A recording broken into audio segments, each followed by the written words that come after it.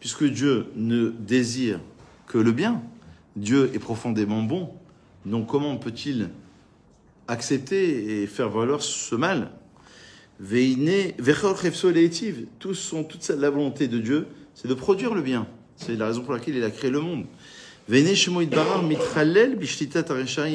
Le nom de Dieu est profané par rapport au fait que des Rechaim, des impies, des mécréants vont régner, vont gouverner le monde. Ils vont engendrer des choses qui sont négatives, des catastrophes. C'est ça le grand secret de ce soir, selon le Ramchal, celui qui connaît les voies de Dieu et celui qui approfondit ces sujets-là, il saura en fait, c'est tout un système qui est extrêmement profond.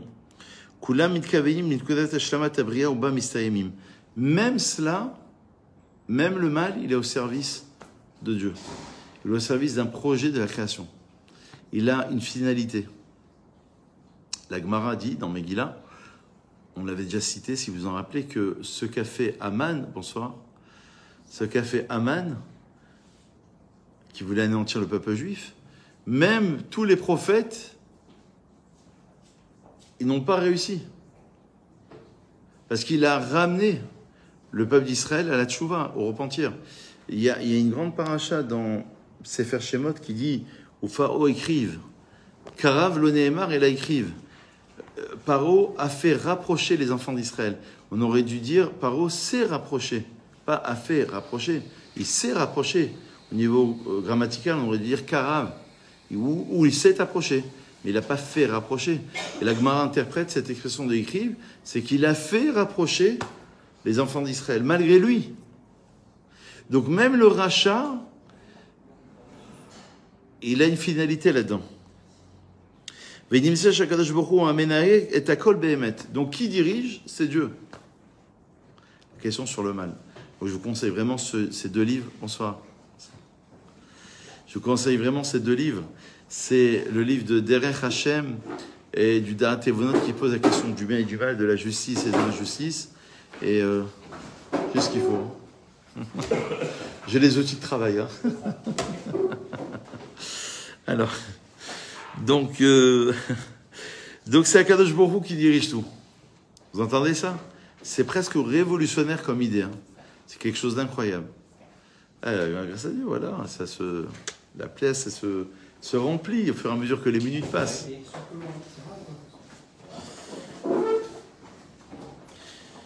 Verasato levada itakum shehi agiar turo shtimato el virov.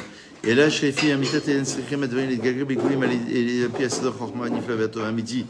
donc, on passe par ce système et ce système, mais l'objectif, c'est d'arriver à un objectif. Donc, l'objectif, c'est la venue du Mashiach, c'est la résurrection des morts, et c'est qu'à un moment donné, à la fin, donc vous avez 6000 ans d'histoire. Pour ceux qui viennent d'arriver, on parle du bien et du mal, on parle finalement de ce qui se passe dans le monde, du but de la création.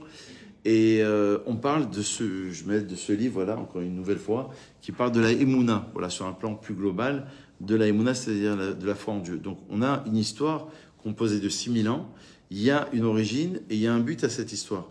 Dans le mouvement même de l'histoire, on ne comprend rien. Il y a l'Ukraine, il y a la Russie, il y a l'Iran, il y a la Chine, il y a on ne comprend pas très bien ce qui se passe. Avec un petit peu de hauteur, finalement, là, il nous explique que la Emouna, la foi en Dieu, c'est pas seulement de croire qu'il y a un Dieu créateur. C'est pas seulement le fait de croire qu'il y a un Dieu qui a créé le monde, qui est là, qui est présent, mais c'est lui qui dirige. Et le Derech Hashem du Ramchal Ramoshe Chaim Lusato, il explique ici que même le mal, à un moment donné, c'est la volonté de Dieu. C'est pour le bien. Et là, évidemment, on est à l'opposé. Alors, il faut sortir de la... On vit dans une société judéo-chrétienne. Donc, dans la pensée chrétienne, catholique d'une manière plus générale, il y a cette idée qu'il y a le Dieu du bien et le Dieu du mal. Donc, on est influencé de par cette société, dans cette philosophie-là, cette manière de penser, dans cette théologie-là. Donc, il faut sortir de cette théologie pour comprendre que sur un plan supérieur, puisque Dieu dirige tout, donc forcément, il dirige tout. Maintenant, celui qui a produit le mal, il doit être puni, parce que lui, il l'a fait, pas pour correspondre à un plan divin, pas pour la finalité de l'histoire. Il l'a fait pour un souhait personnel. Donc lui, il sera puni. Il doit être puni. C'est deux choses différentes. Par contre, que l'histoire se déroule de cette manière, là, il y a un projet. Donc toute l'idée, c'est de comprendre qu'il y a un projet qui nous transcende, qui nous dépasse totalement. Voilà. Voilà, pour le dire rapidement. Donc à la fin de tout, donc à la fin des 6000 ans, comme je le disais tout à l'heure, dans 17 ans, on passe en 5800, donc on est vraiment sur la fin des 6000 ans, et bien avant l'an 6000, hein, d'ailleurs, c'est pas l'an 6000 maximum, mais c'est avant en vérité, là, il y a déjà une correspondance où on comprendra justement tout ce qui s'est passé. Voilà.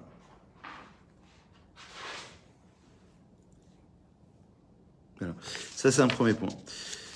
Amatsav Ashlishi, donc le mettant dans une autre référence du Da'at Evunot, toujours du même auteur, du Ramchal, Ramoshe Chaim Lusato, il explique comme ça dans ce livre, il dit qu'à l'époque du Beth Amikdash, à l'époque du Temple, et là c'est pour comprendre mieux la Emouna, mieux notre rapport à Dieu, notre rapport à l'histoire. À l'époque où il y avait le Temple, Zman Shakadash Baruch Tofes Memshala Al-Gulamon Beotot Moftim, il y avait des miracles qui aujourd'hui n'ont plus lieu d'être. Il n'y a plus de prophètes. Donc il y a des gens qui vont avoir... Il y a 3 niveaux dans la prophétie, on se rappelle. Il y a le niveau de la prophétie, ça veut dire que le prophète va déterminer ce qui va se passer demain à midi 03. Et ben voilà, il va dire voilà ce qui va se passer. Donc il va annoncer quelque chose. Les prophètes de l'époque annonçaient la destruction du temple. Si vous vous repentissez pas, ben voilà, le temple sera détruit. Mais de leur génération, ils étaient très peu crédibles. Et ils étaient surtout pas dans le politiquement correct. Donc ils annonçaient des choses qui étaient contraires à ce que les gens voulaient entendre. Ils n'allaient pas dans le sens du poil, au contraire. Ils allaient, directement dire là où il y avait une difficulté. Le temple a disparu, donc la prophétie a disparu. Et restait une voix céleste. Bad call, il faut faire un cours sur la voix céleste. Une voix céleste qui s'exprime et qui dit telle chose. Et après, on a même perdu cela, et reste aujourd'hui un esprit roi HaKodesh, un esprit de prophétie. C'est pas de la prophétie, hein, c'est un esprit saint. Ça veut dire que tu vas avoir un Mekoubal, un Kabbaliste, il va te dire, voilà, probablement de ce que je vois, de ce que j'entends, ça serait la bonne voie. Mais c'est pas du 100%, pas du 80%, 90%, parfois 100%, parfois 70%. Mais d'accord, c'est un esprit de sainteté. Mais à l'époque du temple, il y avait par conséquent cette prophétie, il y avait cette révélation, et donc il y avait des miracles. La Da'at Hashem Elohim et Israël. Et donc tout le monde pouvait savoir que Dieu était présent en Israël. C'est-à-dire à l'époque du premier temple et du second temple. Bonsoir. Bonsoir.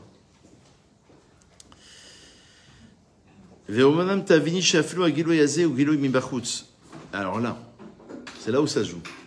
C'est que même ce qui se passait, écoutez bien ce qu'il dit, c'était un dévoilement qui n'était que de l'ordre de l'extériorité. Alors, juste pour comprendre un peu ce qu'on dit, l'extériorité, c'est quelque chose qui est un peu superficiel, entre guillemets, et l'intériorité, c'est quelque chose de plus profond. Donc même ce dévoilement-là, quelque part par rapport à l'histoire finale, ça n'est qu'un dévoilement relatif à une certaine forme d'extériorité. Pérouche, explication. On voit un miracle, donc on y croit. Mais comme le Rambam l'a expliqué, c'est pas le miracle qui permet la foi. La foi, elle n'est pas fondée sur un miracle. Le miracle, il peut être un élément déclencheur. Tu vas voir un rave, il te fait un miracle. Allez, c'est un élément déclencheur. Mais c'est pas le miracle qui constitue la foi, qui crée la foi. Vous voyez un peu la nuance? Donc même à l'époque du temple, c'était un élément extrêmement important, mais ça restait de l'ordre de l'extériorité. Are loaita imuna mitbareret. Mais la imuna, elle n'était pas encore clarifiée. La imuna, c'est la foi. Elle n'était pas encore clarifiée d'une manière exceptionnelle. Alors qu'est-ce qu'il y a de plus qu'un miracle, que l'époque du temple? Qu'est-ce qu'il y a de plus qu'un prophète qui s'exprime? C'est la fin des temps. Et qu'est-ce qu'il y a de plus dans la fin des temps? Qu'on fait un cours sur la Emouna, sur la foi. C'est qu'à la fin des temps, tu vas comprendre pas seulement de par le miracle, mais de par la connaissance. C'est-à-dire que tu vas comprendre l'histoire. Pourquoi Dieu dans ma vie, il a fait ça? Pourquoi l'un, il a eu un accident? Pourquoi l'autre, il était handicapé? Pourquoi l'autre, il était aveugle? Pourquoi l'autre, il a perdu son travail? Pourquoi lui, il s'est remarié 2 fois? Etc., etc. Eh bien, de par le Gigou, la Neshama, de par la réincarnation de l'âme, tu vas donner un sens à l'histoire. Chose que tu ne peux pas comprendre. Aujourd'hui, tu peux comprendre, à l'époque du temps, tu pouvais comprendre quelque chose qui était quelque part de l'ordre de l'extériorité. C'est-à-dire de par le miracle qui se dévoile. Donc, c'est très fort, c'est un niveau de prophétie, de réalisation. Mais là, tu vas intégrer l'idée, tu vas comprendre que toi, ta Neshama, y compris ceux des convertis, ceux des juifs, ceux des non-juifs, eh ben, tout ça, c'est tout un système qui s'imbrique, parce que toutes les Neshamot, le Harizal dit au XVIe siècle, toutes les Neshamot, toutes les âmes, proviennent d'un tronc, d'une racine. Après, ça s'exprime en 613 racines, après en 600 000, après en infime partie, parce que dans une âme, c'est le cours qu'on a fait d'ailleurs dimanche matin, dans une âme, il y a 5 niveaux, et dans chaque niveau, il y a 10 degrés. Donc, il est probable que vous ou que moi, on provienne d'un degré, d'une âme, ce qu'on appelle une étincelle divine. Un degré particulier. Et ça, tu peux le comprendre qu'à la fin. Mais là, il faut qu'il y ait l'histoire. Donc, il faut qu'il y ait une petite bagarre, un petit challenge, un petit défi. Je fais pas, je vais au cours, je vais au cinéma, je vais à la plage, je vais au restaurant. Il faut qu'il y ait une histoire qui se déroule, d'accord? Mais, comme on l'a expliqué tout à l'heure pour ceux qui viennent d'arriver, c'est que le terme histoire en hébreu se dit, en Israël, en hébreu moderne, historia. Historia, c'est l'histoire. Et il y a un jeu de mots qui est fait, c'est Esther, Shel Yudke. Yudke, c'est Dieu. C'est la face cachée de Dieu. Donc Dieu se cache dans l'histoire. Un petit peu comme l'interrogatoire policier, où le policier est derrière la vitre, il voit ce que tu fais, il voit tes faits, tes gestes, tes paroles, mais toi, tu ne l'aperçois pas. Dieu se cache. Il y a comme un écran, comme une vitre, mais Dieu, il te laisse faire dans cette histoire. Mais en même temps, il contrôle tout, il dirige tout. N'est-ce pas contradictoire? C'est le secret est là. Je renvoie sur les 3 cours qu'on a donnés sur le libre arbitre, où on a essayé, un tant soit peu, avec plusieurs auteurs, de répondre à ce genre de contradiction. Donc en même temps, tu as le sentiment de choisir, en même temps, tout est dirigé par Dieu. En même temps, Dieu dirige tout, et en même temps, toi, tu as le sentiment, dans une minute, tu ne sais pas ce qui va se passer, mais Dieu sait ce qui va se passer, demain, après-demain, dans une semaine, 2024, 2025, il sait, parce que lui, il a pris de la hauteur par rapport à cela. D'accord? Et alors, ton libre arbitre, c'est que toi, tu ne sais pas. C'est là où tu as le sentiment d'avoir un libre arbitre. Maintenant, celui qui dirige tout, ça reste Dieu.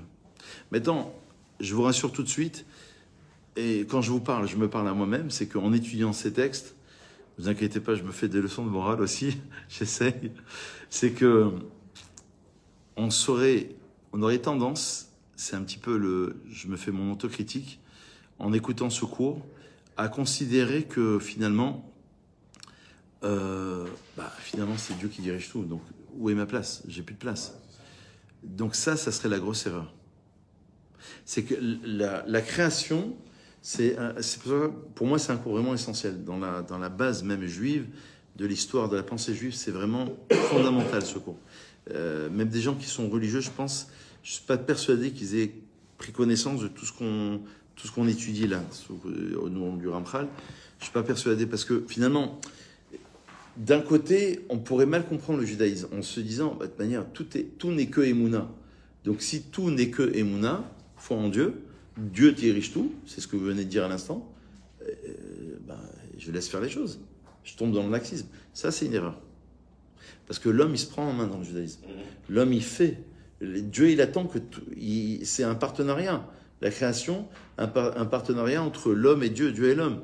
Donc quand on fait le kiddush vendredi soir, la Gemara dit, dans Shabbat, elle dit, quand on fait le kiddush, on devient l'associé de Dieu.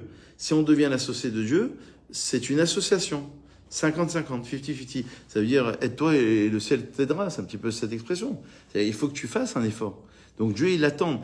Ça veut dire, même en termes de parnassa, tu as 100 000 euros qui vont tomber demain matin à 8 heures. Mais il faut que tu fasses un effort. Décroche le téléphone. Fais quelque chose, d'accord? Va signer. Prends la voiture, va. Ça va marcher, ça va pas marcher, c'est un autre souci. Mais fais un effort. Donc, en termes de religiosité, c'est la même chose. Il faut que tu fasses un effort. Il faut que tu fasses quelque chose. Il n'y a rien sans effort. Le mariage, c'est l'effort. Les enfants, c'est l'effort. Le travail, il n'y a rien. Il n'y a rien qui vient seul dans la vie. Ça n'existe pas. La Gemara dit dans Megillah la page 6, elle dit celui qui dit j'ai trouvé sans chercher, c'est faux, ne le crois pas. Celui qui dit j'ai cherché sans trouver, c'est faux, ne le crois pas. Celui qui te dit j'ai cherché et j'ai trouvé, celui-ci tu peux le croire. Alors il faut retenir cette phrase pour toute la vie, toute la vie. Ça n'existe pas. Bon, coup de miracle, tu peux avoir un coup de bol. Ah, tu vas jouer là, juste là à l'angle. Tu vas jouer, tu gagnes 100 000, bon, coup de bol. Mais même ça, c'était prévu par Dieu. Mais de manière générale, ça n'existe pas. Il faut qu'il y ait le couple. Le couple, je crois que c'est l'exemple même. Il y a se marier et il y a rester marié. Et croyez-moi que c'est deux étapes très, très différentes. Il y a se marier, c'est magnifique. Et après, il y a rester marié. Il y a les enfants, il y a avoir des enfants, et puis après, pouvoir les guider, c'est toute une vie. Il y a trouver un travail, et puis après, garder son travail, quoi. C'est toute une vie. Et donc c'est la production d'efforts. Et ça ne doit pas faire peur, parce que le prophète a dit, dans la Bible, il a dit, Adam, l'amal yulad, l'homme, il est créé pour se fatiguer. Alors c'est vrai qu'on vit dans une société où... Alors, c'est pas contraire au plaisir, parce qu'il faut qu'il y ait du plaisir. Le Shabbat, ça doit être un kiff, les fêtes, ça doit être un plaisir, ça doit être un confort. C'est pas contradictoire. Mais c'est juste qu'à un moment donné, il faut que l'être humain, il se motive un minimum pour obtenir un résultat. Vous voyez ? Bon, je referme toutes les parenthèses, hein, voilà. Alors, donc, qu'est-ce qu'il y a de plus fort ? C'est qu'à la fin des temps, la vraie Emouna, pour l'instant, on a une partie de la Emouna, mais à la fin des temps, tu vas comprendre Dieu,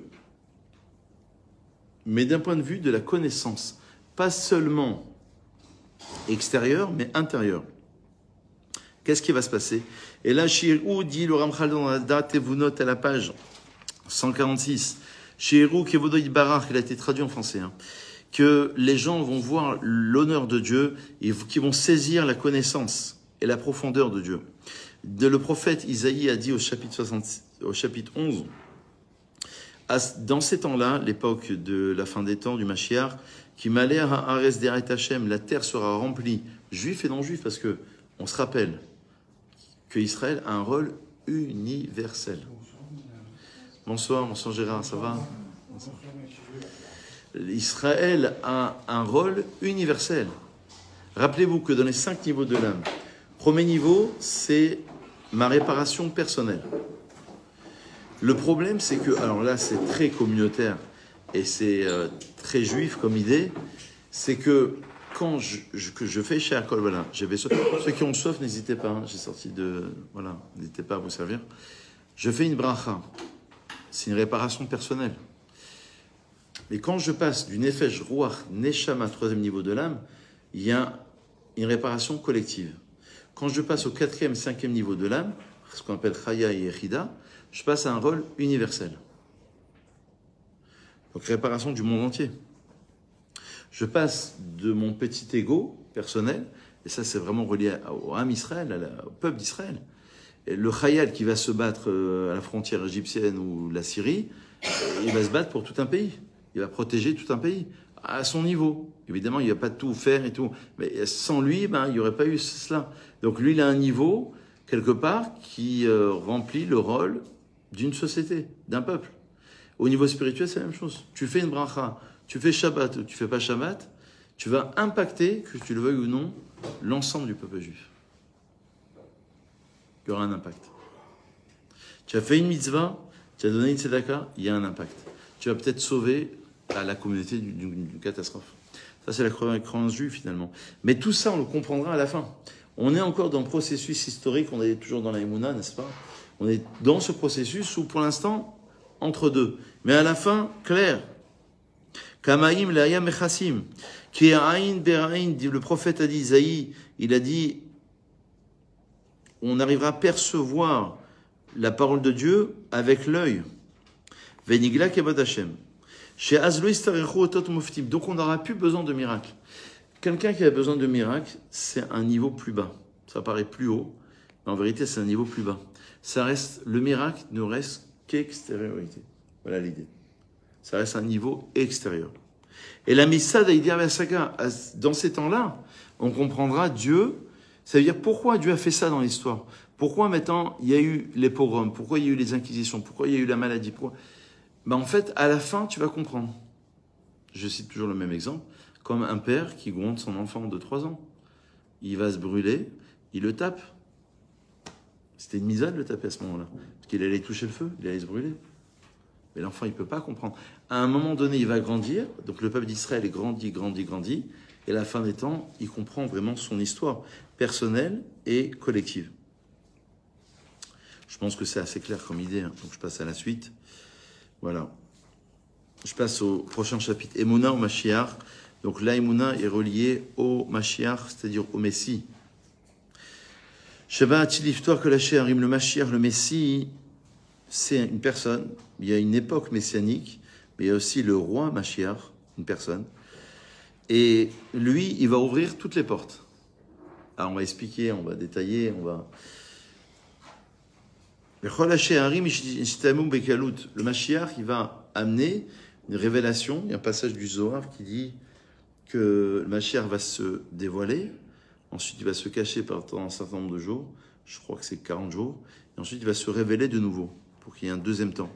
En tous les cas, toutes ces portes qui sont fermées pendant la galoute, pendant l'exil, l'exil, c'est la nuit. Quand Yaakov, rappelez-vous, dans Bereshit, il se bat avec l'ange de Esav, il se bat avec lui pendant la nuit. Et pendant la nuit, c'est l'exil. C'est-à-dire que tu vois pas bien les choses. Et le lever du soleil, le jour, c'est le Mashiach, dévoilement. Donc il va ouvrir toutes ces portes de la connaissance, de la compréhension. Il cite énormément de références. Je vous épargne de toutes les références au Pitrouche et à Arir Tamid. Tes portes seront ouvertes de manière éternelle. Car Gilita lanu emuna zot shelcha ladat yichutra. Ainsi, tu vas comprendre les choses. D'accord? Donc, c'est la suite du cours de la semaine dernière. C'est-à-dire qu'il y a une unicité de Dieu dans la emuna, dans la foi. Il y a l'unicité de Dieu, pas seulement dans la foi, mais évidemment dans le fait qu'il gouverne, qu'il dirige l'histoire. C'est donner un sens à l'histoire. Je crois que c'est très... je crois que ce point-là, sauf erreur, hein, je peux me tromper sur ça, par rapport aux autres spiritualités. Vous avez des spiritualités qui sont très fortes. Dans le bouddhisme, vous avez pas mal de choses comme ça. Mais il me semble, je crois, avec ce que j'ai étudié, il me semble que le plus du judaïsme, parce que je suis un vendeur du judaïsme, commercial, commercial spécialisé, professionnel en vente de judaïsme, il me semble que le rôle universel n'est pas mentionné dans les autres spiritualités. Vous avez des spiritualités qui sont très fortes. Il y a deux particuliers, enfin il y a beaucoup de nuances, mais parmi lesquelles deux, à mon sens, qui sont essentielles, c'est de sanctifier la matière, c'est-à-dire de faire un Shabbat, tu vas manger.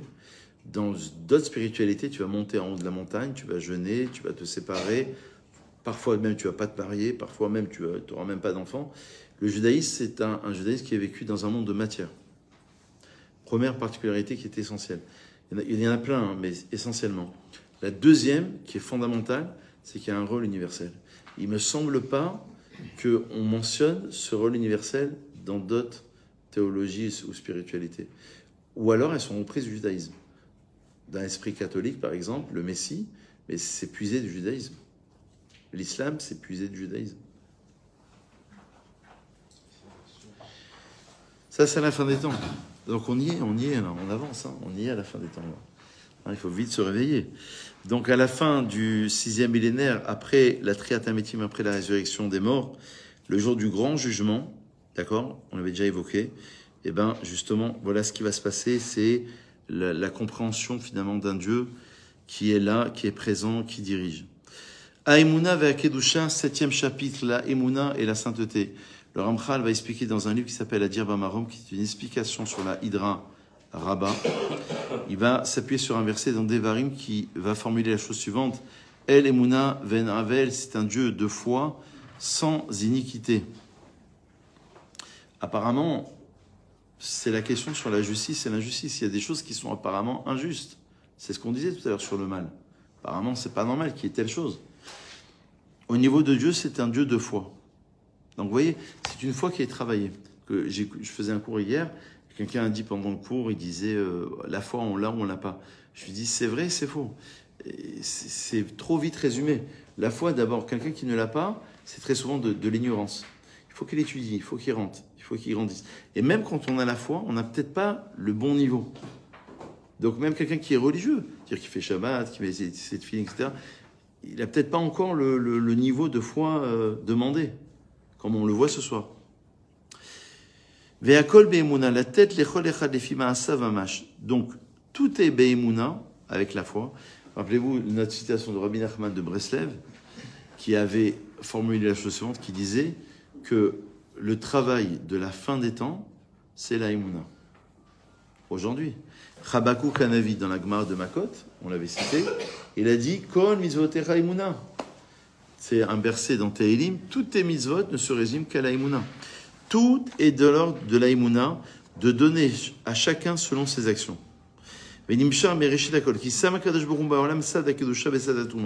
Dieu a placé un système, a créé un monde où il y a l'état de sainteté et l'état d'impureté.